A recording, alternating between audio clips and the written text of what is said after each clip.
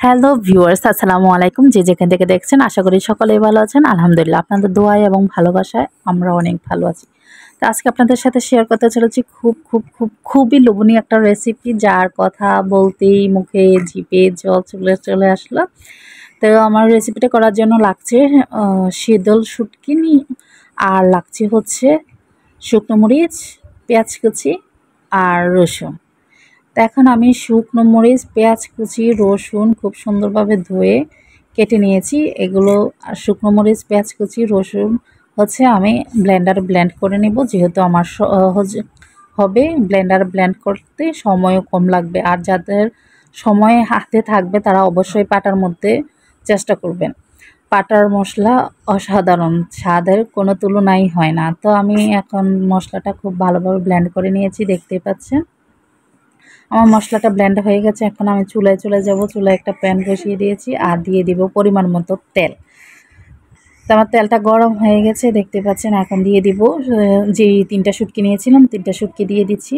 শুটকিগুলো খুব সুন্দর করে অবশ্যই গরম পানি দিয়ে ধুয়ে নিয়েছি। এখন শুটকিগুলো আলতো হাতে একটু নেড়ে দিব, যেন শুটকিগুলো গরম তেলে ভালোভাবে গলে যায়, তাই একটু নেড়ে দিয়েছি। আর এখন দিয়ে দিব যে মশলাগুলো আমি ব্লেন্ড করে নিয়েছি, ওই মশলাগুলো আমি দিয়ে দিব।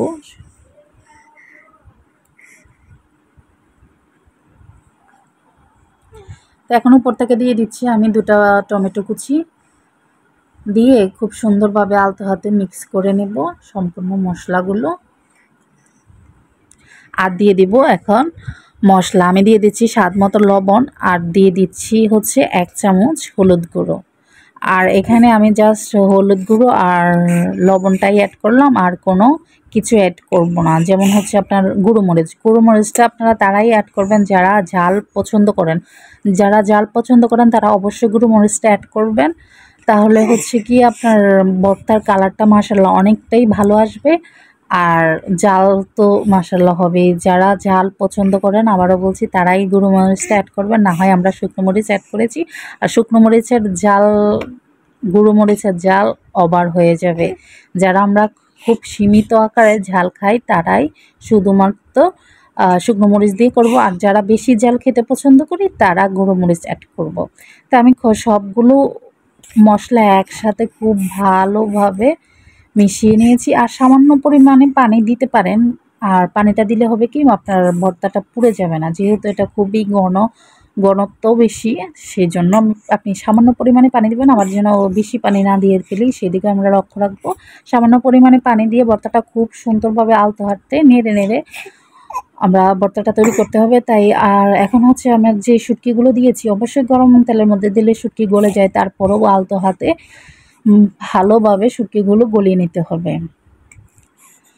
তা আপনি মনে করবেন আপনার কারোর প্রতি খুব ভীষণ আকৃতিতে ভীষণভাবে রাগ আছে, অভিমান আছে, সে রাগ অভিমান আপনি রান্না করতে করতে মনে পড়ে গেছে, আর রান্নার উপর সেটা প্রয়োগ করবেন, তো দেখবেন আপনার সময় এবং রাগ দুইটাই চলে যাবে। দেখতে পাচ্ছেন আমি 10 মিনিট পর আপনাকে দেখাচ্ছি। ভর্তার কালারটা মাশাআল্লাহ অনেকটাই সুন্দর আসছে, কিন্তু ভিডিওতে তেমন ভালো আসে নাই।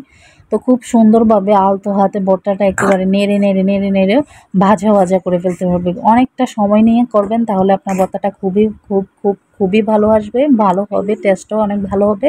তো অনেকটা সময় নিয়ে ভর্তাটা ভাজা করে ফেলবেন। এখন আমার ভর্তা পরিবেশন করার জন্য একেবারে প্রস্তুত। প্রায় আমি 20 মিনিট ধরে ভর্তাটা চুলায় এরকমভাবে নেড়ে ভাজা করে নিয়েছি। এখন আমি চুলা থেকে ভর্তাটা নামিয়ে নেব। ভর্তাটা চুলা থেকে নামিয়ে নেওয়ার সময় এসে গেছে। তো এই যে আমি চুলা থেকে ভর্তাটা নামিয়ে পরিবেশন করে ফেললাম। তো আশা করি আমার ভর্তাটা, আপনাদের ভর্তার রেসিপিটা খুবই ভালো হয়েছে। যেহেতু আমার ভালো লাগে, আমি মনে করি আমার ভিউয়ার্সদেরও অনেকটাই ভালো হবে এবং ভালো লাগবে। টেস্টটা মাশাআল্লাহ বলার মতো। তো ভর্তার রেসিপিটা যদি ভালো লেগে থাকে অবশ্যই কমেন্ট করে জানাতে ভুলবেন না। লাইক তো অবশ্যই করবেন। যারা ফেসবুক পেজ থেকে দেখছেন, আমার ফেসবুক পেজ নাজিপাতুল ওয়াজিহা, অবশ্যই পেজটা ফলো করে যাবেন।